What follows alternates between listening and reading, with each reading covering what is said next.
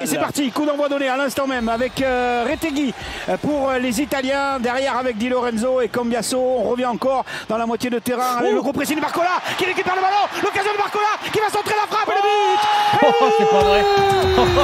Oh, quel but! Son premier en équipe de France. Il a profité de l'erreur de Cambiasso et il lui récupère le ballon dans les pieds, l'accélération.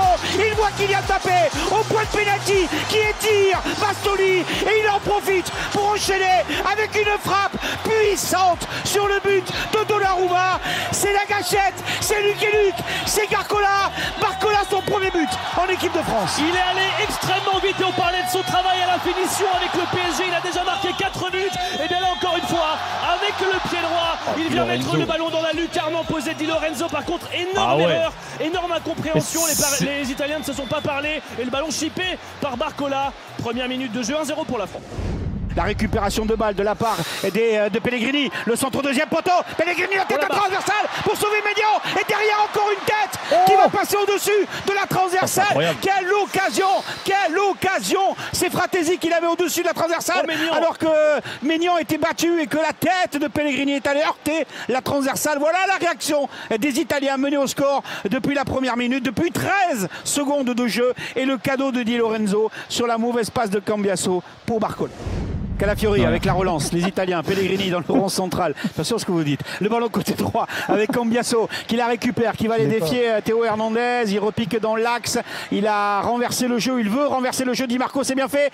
Di Marco, la talonnade, Tonali, la frappe et le but de Di Marco sur la talonnade de Tonali. Là, le geste était parfait. Là, le moment était intéressant. Et tout simplement, à la sortie, ça nous fait un vrai bonbon pleine lucarne pour les Italiens qui égalisent face à l'équipe de France. Il s'est fait bombarder Maignan. Il n'a pu strictement rien faire. Voilà, mauvaise passe pour le ballon retrait de Mbappé. La récupération de Fratesi dans l'espace avec Raspadori. La frappe et le but. Non, il est en jeu. Il n'est pas en jeu. Il va peut-être être checké, mais en tout cas, Fratesi récupère le ballon au deuxième poteau. C'est venu encore de la droite avec Cambiasso et la passivité de la défense de l'équipe de France. Pour l'instant, ça fait 2-1 pour l'Italie. Avec le ballon là pour les Italiens, la soirée de réparation, le décalage avec, attention, Raspadori et le but et le troisième but pour l'Italie. Mais c'est normal, il n'y a rien à dire là-dessus avec le travail qu'ils font depuis tout à l'heure et surtout l'avantage avec le surnombre. C'est Udogie qui est venu apporter le surnombre sur le côté gauche et qui l'a mis dans la course de Raspadori tranquillement, qui vient tromper d'une frappe croisée Mike Maignan. Quelle rentrée des Bleus! Je vous le disais tout à l'heure, ils sont encore restés en Allemagne. 3 contre 3 sur cette action, c'est pas possible. Et William Saliba en plus qui glisse dans la surface. Et c'est comme ça que Raspadori arrive à faire cette petite différence. Les Bleus n'y sont absolument pas. Les Bleus sont dépassés. Et les Bleus sont tout près de perdre à la maison face à l'Italie. 2 buts de retard. Et Deschamps qui n'a fait que 2 changements pour le moment. C'est fini, c'est terminé.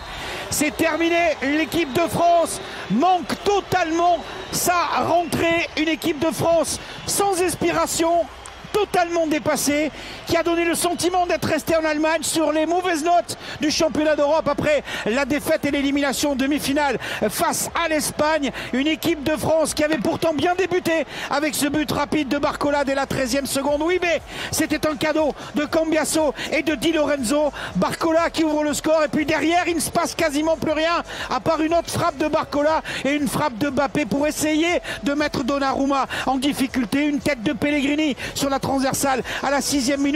L'égalisation de Di Marco à la 31e minute et la deuxième période où les Italiens y ont cru. Les Italiens ont été beaucoup plus inspirés que nous en deuxième période avec des buts de Fratesi et de Raspadori, laissant une équipe de France totalement amorphe d'un point de vue défensif.